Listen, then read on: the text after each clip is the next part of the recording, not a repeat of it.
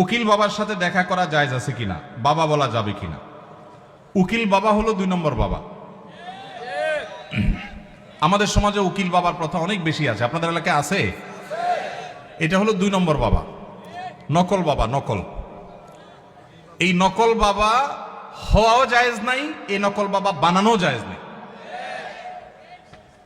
ভাইরা আমার, বিয়ে শাদীতে আমাদের দেশে মনে করা হয় যে একজন উকিল বাবা লাগে, এরকম একটা ধারণা আছে না? নেই?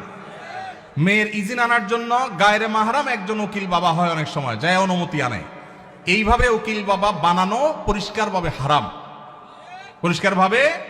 মুরব্বীরা ভালো করে শুনে রাখেন, যারা যারা উকিল বাবা আছেন এই বাবাগিরি ছেড়ে দেন। বাংলাদেশে বাবার কোনো শেষ নাই। খাজা বাবা, উকিল বাবা, ন্যাংটা বাবা, কত বাবা আছে। আল্লাহ তাআলা এই সমস্ত নকল বাবা থেকে আমাদেরকে হেফাজত করুন। বিয়ে উপলক্ষে কোনো উকিল বাবা টাবা চলবে না। নিজের বাবা বেঁচে থাকলে সেই বাবা তিনি নিজে নিজের সন্তানের বিয়ে দিবেন, ব্যাস। মেয়ের অনুমতি বাবা আনতে যাবেন। জাজ্জল্যমান বাবা উপস্থিত, আগাগোড়া 5 হাতি বাবা আছে, এরপরও দেখা যায় আরেকজন উকিল বাবা সেজে সেখানে নাটক করতে যায় অনুমতি আনার জন্য। এই নাটক করা জায়েজ নাই, পরিষ্কারভাবে হারাম, পর্দাহীনতার কারণে। বিশেষ করে গায়রে মাহরাম কেউ যখন উকিল বাবা সাজে, ওই মেয়ে সারা জীবন তারে বাপ বাপ ডাকে, খানা খাওয়ায়।